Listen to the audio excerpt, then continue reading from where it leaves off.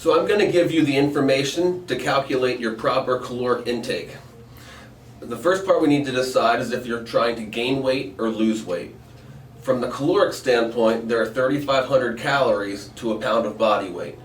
If we want to lose 1 pound of body weight, we would simply divide the 3,500 calories by the 7 days in the week, which would give us a 500 calorie daily deficit. That would equate to 1 pound of body mass per week. If we want to gain weight, it would be the same equation, but we would add the calories for a calorie surplus. The easiest way to find that is there is a website, which is Dr. Gilly, drgily.com, and search for their metabolic rate calculator. From there, it'll prompt you to enter your age, your height, your sex, and your activity level. It will then show you your BMR, which is your basal metabolic rate, and then your total calories burned throughout the day.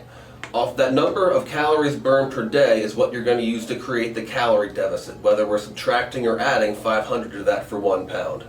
If you have more aggressive goals than 1 pound a week of weight loss or weight gain, we'll use the same 500 multiplier and double it to 1,000 if 2 pounds is what your proper healthy goal is. For most people, a healthy weight loss is about 1 to 2 pounds per week based on how much weight you have to lose. The next biggest thing with our diet is going to be the timing and caloric value of our meals and snacks. Our metabolism is triggered whenever we eat. Whether you're having a meal or a lighter snack, the timing is going to be crucial to keeping the metabolism working for you as opposed to against you. As soon as we eat, our body gets a metabolic spike, which will raise your metabolism. That'll run a high for about 4 hours before dropping back down. So aside from just your overall daily calorie intake, we want to break them up into smaller portions. Typically we want to try and eat about every 3 hours, alternating between meals and snacks. Typically if we're going to break the meals and snacks down, the meal should be double the value of what your snacks are. So if your meal value is 400, the snacks will keep to about 2. For our meals is when we want to focus on really getting the breakdown of our healthy macros, meaning our fats, our proteins, and our carbohydrates.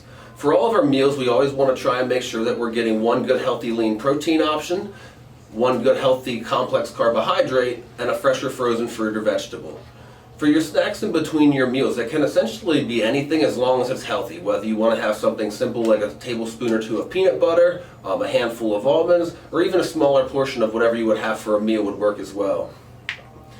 When we're picking our foods, we always want to try and keep our foods as clean and whole as possible. The more processed foods and processed ingredients that goes into the food, the more quality we're not going to have to it. So especially whenever we're working with a calorie deficit, we want to focus on the quality of the nutrients. Or simply put, try and keep your food as close to the earth as possible. Whenever we're reading the ingredient list, the shorter the ingredient list and the smaller, more easier to understand words, the better the food's going to be for you. Even if the food is advertised where it appears to be healthy, the more longer words and more additives there are, the more watered down and less nutrient dense your meal is going to be. From a calorie standpoint, there are 4 calories to 1 gram of protein and 1 gram of carbohydrates. There are 9 calories to 1 gram of fat. Whenever we're trying to have a calorie deficit, it's not that all fats are bad for us, it's we want to pick and choose the fats that we have throughout the day. Since fats are much more calorie dense, we really want to focus on our good lean proteins and our good complex carbohydrates for the majority of our nutrients. Fats can be used as long as we're focusing on the healthy ones. Your overall unsaturated fat is going to be the healthier fat. Whenever you're looking at the back of a food label and it has the saturated fat and the trans fat, those are the ones that we want to avoid.